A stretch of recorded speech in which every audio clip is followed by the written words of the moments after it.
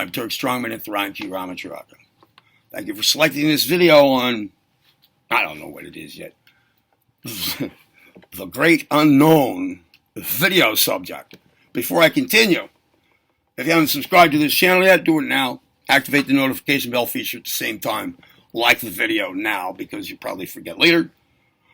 Comment courteously below. Now, what's this video about? All right, look, I have to put on my glasses because I actually need to be able to see my own face to do this. Oh, yeah, I remind myself of what I was going to say that way. I think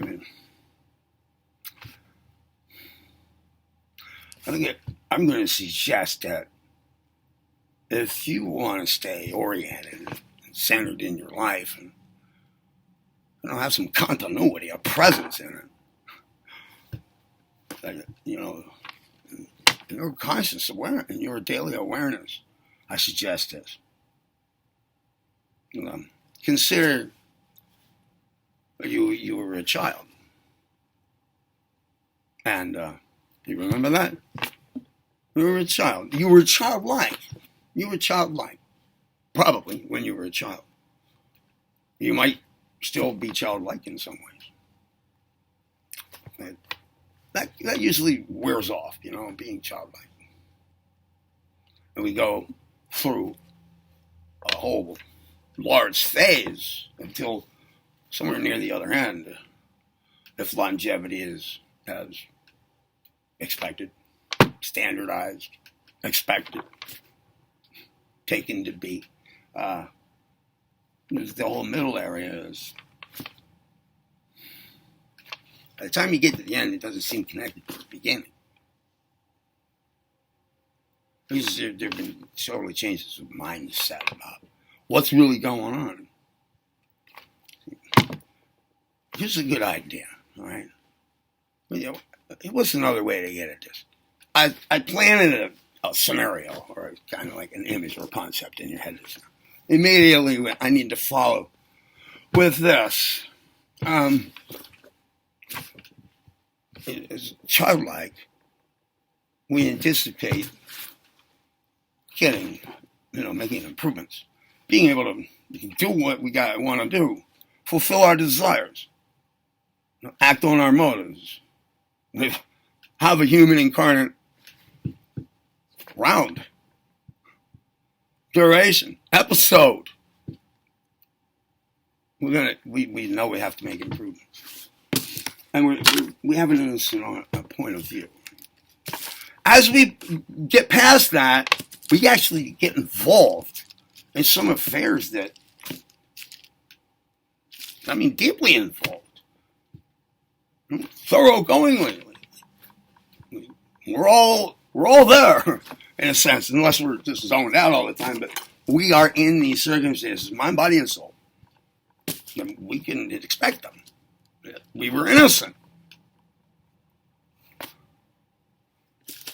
Things can go in a direction that, if you were still an innocent, childlike, usually small-sized human being at that point, you wouldn't believe.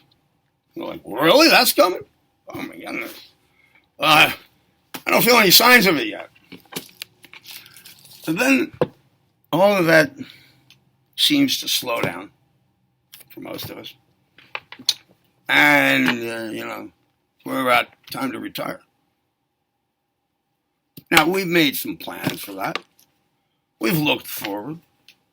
We have a 401k. It's still intact. We're going to draw a good pension, probably.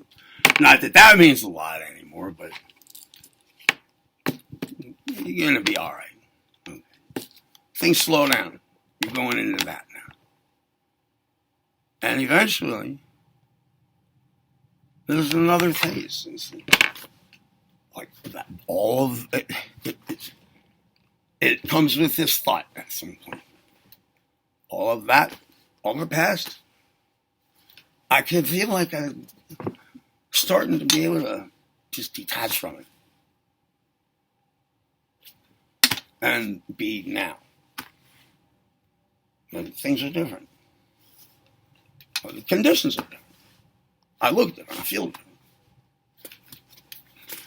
I'm still okay. I'm still okay. The thing is, you've heard of like returning to your childhood. I'm not going to talk about that the way it's talked about, but kind of that's our. We're transitioning over to that subject for a second. Right? Things slow down, and we let go of some of the things that kind of like hijacked the innocence along the way. Let go of some of that stuff that, as a child, we wouldn't have been able to believe if we were shown a picture of what's coming, the future. And now we look back and we go, whoa, wow, that's part of a set of things. Everything up till now, I have to let go. Because letting go is going to happen one way or the other. It's just nice to, phase shift gently as possible. So here's my suggestion. If you're not at that point in your life, or you're not experiencing that currently, that last phase I was telling you about, then let's say you're still in one of the just entering that main stretch, just entering it, you're getting socially involved in things, reaching at least approximating a sense of social and personal independence starting to form in your life, and the innocence diminishing as you gain experience, which you crave, which you thirst for, which you're anticipating for, if you're the average person at this point. But now, why not back? Why not? Right about that point, yeah, do your 401k planning. Take care of your teeth. Take care of your health. All of those things to, make for a better retirement. To get a little piece of the American dream at the end. Whatever, be able to slow it down. Think about the matters of senior life, or the final third. Strange things happen in the mind when you hit about 30, maybe 33. And when you hit 50, or when you hit the point, any point, enter this vague duration, this vague period that you could say is probably midway, halfway. And then after that, it's a different mindset. How much time you can conceive is left keeps getting less every day now, and the amount that you've already known and experienced is bigger than it now. So you have no trouble imagining the duration, which keeps getting less every day. The remaining time, you know that amount of time. You've already done that. And that keeps getting to be, the quantity of days that it works out to, it keeps decrementing by one every day. So that's different. And so is this. But hey, look, you want to back to cycles, right? Things move in cycles. Listen, bear with me. I'm making this up as I go, but it's going to help you out if it applies to you and you apply it. I know it will. Sure, you have some future planning and so forth, all right? Taking care of your health, for example. Your 401k. You want to get your house, your home. You want to have a nice home. Have it be in good shape as your income may start to go down to something that's going to be more fixed. All right, so second childhood thing. Cycles, I want to point out.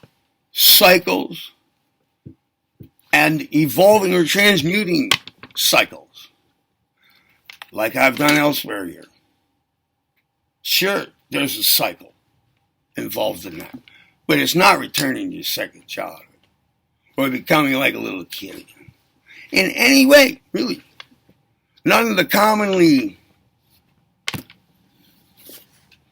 believed ways or the connotations that come with the very words that name it.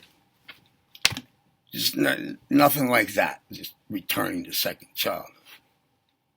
No. You're not turning. No, there's nothing going back about it. But it is a cycle back around to a set of characteristics that is not the same. But it's the same set. But they're not the same anymore.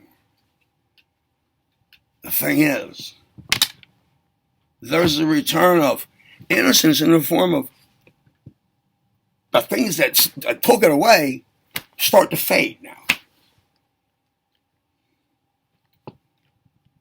There's the opportunity, if you bear this in mind from the start, that's the point here, to have that connection when you cycle back around, but having lived it now.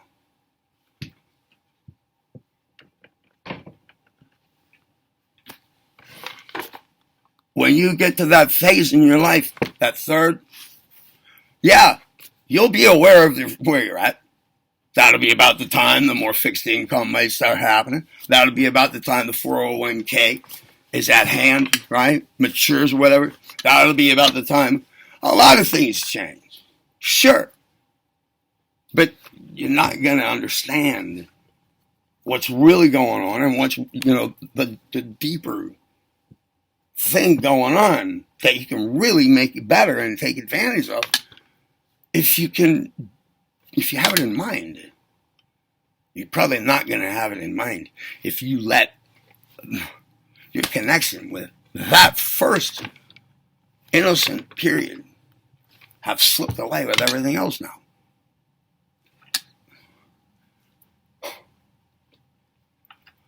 This is when you're letting the things go that covered over and smothered the innocence. Layers were added.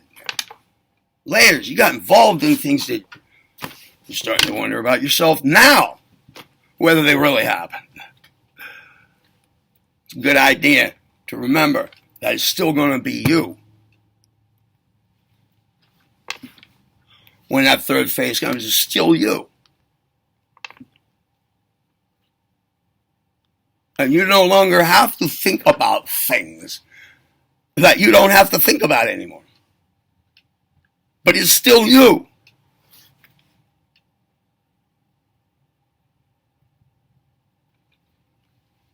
A lot of your mental and emotional characteristics, your knowledge base, the whole shebang about, that you're conscious of, and what's driving that subconsciously that I'm talking about is different now, okay?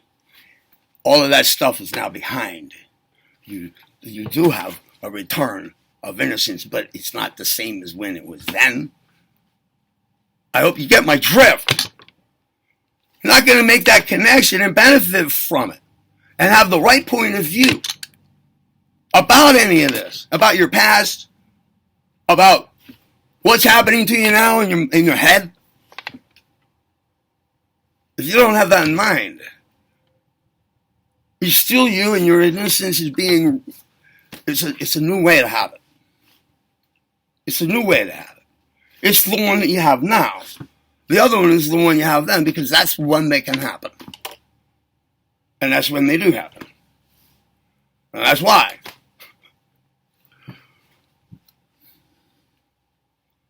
It's really, yeah, there's a good reason why you don't experience that later one when you're experiencing the first one, like being here now with it, in real time.